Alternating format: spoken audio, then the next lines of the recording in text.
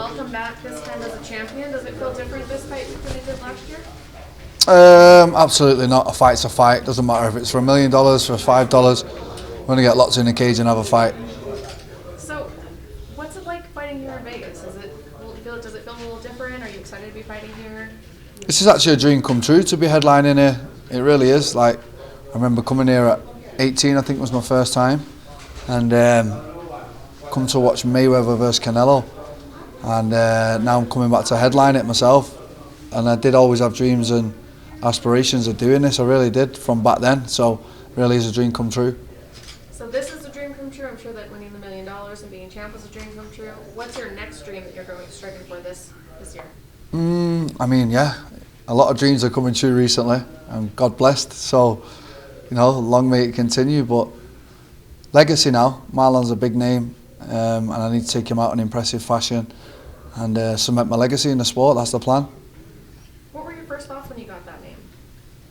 I found out on a website. Someone just tagged me and you invited Marlon. I was like, all right, cool, sounds good. So, I mean, there's 9 other guys. You got to be prepared to fight all of them. I mean, I've beat half of them. So it's like, it looks like there's going to be a load of rematches this year, but let's go. And I told you I was going to take note of something you said on Twitter yesterday. I don't know if you remember. No comment. Oh, no, come on. I mean, there's all types of conspiracies flying around. I don't know what's going on with all that situation, but you know, we're here now. Millions of dollars on the line. Let's go. What's the most outlandish one that we all know would not be true that you can safely talk about? No comment. Thank you. No problem. When your fight got announced with Marlon Moraes, man, people kind of like felt offended because you're fighting him. Do you think that's because of how good you are, or his downfall right now? I don't look into that. He was beating Shaman in his last fight very comfortably and then just got caught. That can happen to anybody. I mean, it's been on a bit of a hard road, Marlon. He has. Look at the guys that he's lost to. Corey Sandhagen. I mean, the list is endless. It was only 3 years ago that he knocked out Sterling and beat Jose Aldo. So I'm prepared for that guy. So that's the guy that I envision coming at me on Saturday night. So that's all that matters. You've been in the game for a long time. So do you think it's just he went through a bunch of killers and is just kind of in this kind of weird place right now? I don't know what he's got going on.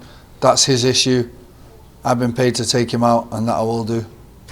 I asked you this last year, but do you feel like you're finally not the guy that Dana White didn't sign on the contender series? I hope not. I hope that people know that I'm the champion of PFL now, but I mean, I guess it's part of the story, right? I don't get offended anymore. It's just like whatever. It is part of the story, and it's overcoming that to get to this, which a lot of people take inspiration from, and so you should. What was the first thing you bought with your $1 million? I drove Route 66. I went off the grid completely for 8 days. Incredible. Loved it. Seen the whole of the States. Massive on the bucket list. Lived up to every expectation. It really did. And then I landed in Vegas then. That was for Darren's fight. And then I bought an apartment in Dubai. Really beautiful, overlooking the city.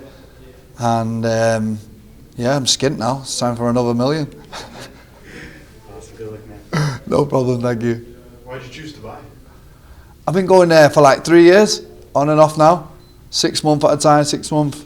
I really like it. I really like the vibe. A lot of expats, English community. Good weather all year round. Very vibrant community. Everyone there go-getting. It's a real up-and-coming city, and it matches my energy. So with this next $1 million that you're going to get, you think, since there's so many fights going on here in Vegas, that the PFL's kind of made this a home for a little while, maybe buy yourself a condo out here up on the Strip or something with the next $1 million? No, listen, I was already doing maths. I was there the other day, right? I hired this Airbnb. It was $1,400 or $1,500 for 6 days. And my friend said it's worth $100K. I was like, wait, so I'll have this paid off in how long? So don't worry, my friend. I'm already doing the maths around here. Brendan, right here. You said this is a dream come true, obviously. What has been your favorite part about this fight week so far? What is it, like the Vegas atmosphere, just doing media day, knowing you're the guy, the main guy in this headline fight? I just like fighting in Las Vegas. it's the fight capital of the world. Like, why would you not want to fight in Las Vegas? Like, this is the place to fight. Like, if you're not fighting in Vegas, where are you fighting? Like, billboards in Vegas, all this media. I just take it all in my stride now. Like, I've earned it, you know what I mean? And it's time to keep that momentum going now. Yeah, obviously, being from Manchester, who do you support, Manchester United or Manchester City? I'm a Red. You're Red. And who's your favorite player? Rashford's coming back again, and like, that's my boy, and like, to see him really taking his stride again and finding his feet is brilliant to see. Thank you. No problem, thanks bro. Question, you and I, we have a mutual friend in Chad Macias.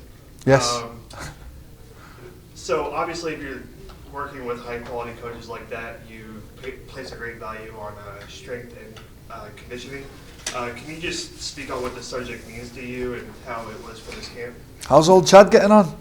One of my best buddies, I talk to him almost every week. He's got a third kid now, and he's coaching football and still working with athletes. I've not seen Chad in a hell of a long time. Tell him I said hello, but Sure. no, like, Chad actually introduced a big part of my career into the track sprints, and ever since I started doing them, they've been a massive part of my training camps. Track sprints, 400, 200s, 60 metres, like, I've really incorporated it, and I've never got tired in a fight since I started doing them. So track sprints is definitely a massive part, along with wrestling, sparring.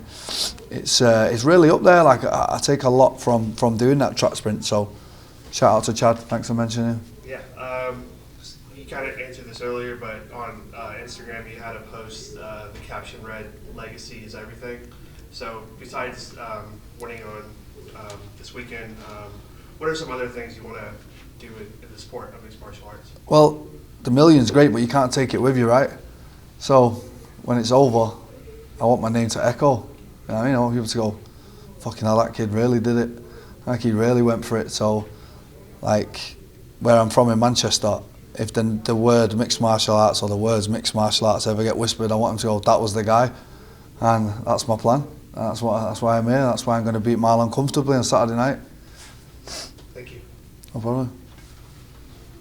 One more for you. Shane Burgos went up to lightweight, so is that a fight that you'd be down to maybe fight him at lightweight for like the pay-per-view series or something like that?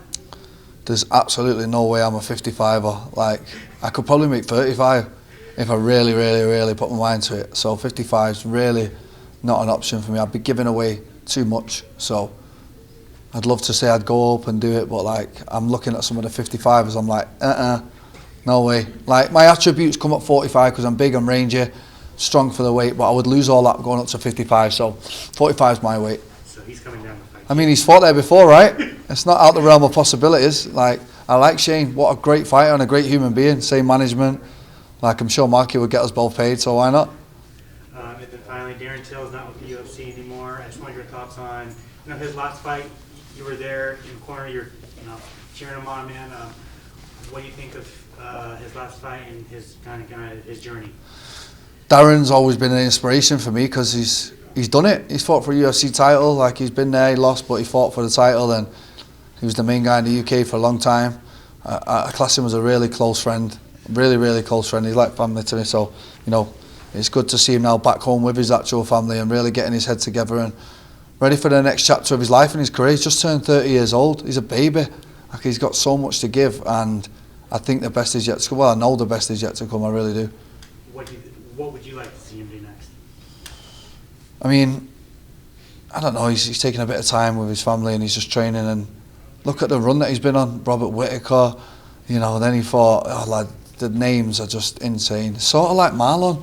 He's in a Marlon sort of situation. Like, these names that you fight, like, nobody gives you credit for, that you lose to Henry Cejudo, that you lose to, like, all these names. And I was like, oh yeah, but look who he's fighting.